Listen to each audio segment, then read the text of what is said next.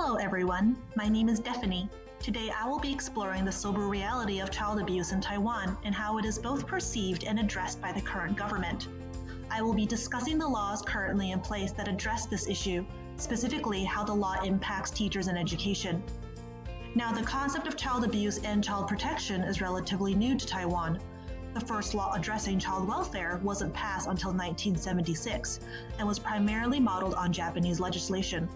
It was idealistic rather than pragmatic, created with the naive assumption that all parents and guardians naturally wish to provide the best for their children. Following several high-profile child abuse and death cases in the media, it soon became clear that the law was lacking when it came to defining what specific acts were considered abuse.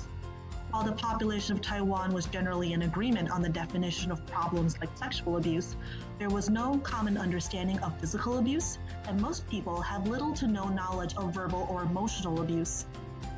Since then, several acts and amendments have been passed, with the most recent one being passed in 2012, the Protection of Children and Youth's Welfare and Rights Act.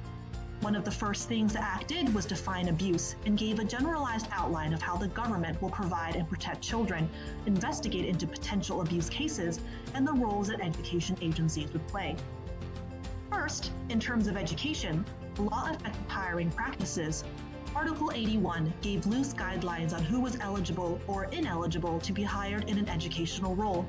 This used to be privately determined by the individual schools, but as of this year, starting from August 2017, all potential teachers needed to provide a government background check from their passport country before they can be issued a work permit. Anyone who has been charged with a sexual misconduct, verified misbehavior and offenses to children, or diagnosed with a mental disorder that is deemed dangerous around children cannot be hired. What is interesting about the Act is that it takes steps to also ensure that the potential victims, the children, are educated to be self-advocates. Article 7 of the Act then requires that all schools, private, public, or international, are required to educate students every year on the definitions of various abuses and who to contact in case of abuse. For example, Taiwan has an international hotline, 113, that can be called by adults and children to report cases of abuse and harassment.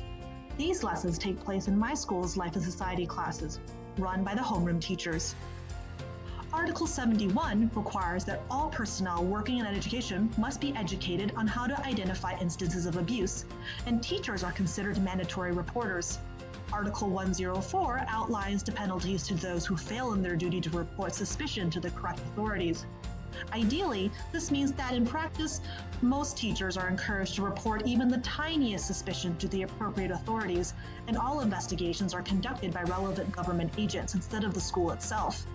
However, in the cases of international schools, what actually happens is that only a partial group of personnel are educated. This is due to the fact that most authorized training agencies are still mainly monolingual Mandarin speakers, which means any teacher unable to speak Mandarin are left out of training. At my school, for instance, this actually leaves out the school principal and most subject teachers. Only homeroom teachers, which are required to be bilingual, and administrators were trained. So this is a very brief outline of how child welfare laws impact Taiwan. I hope you found this video helpful and educational. Thank you for listening, and goodbye. Created using Powtoon.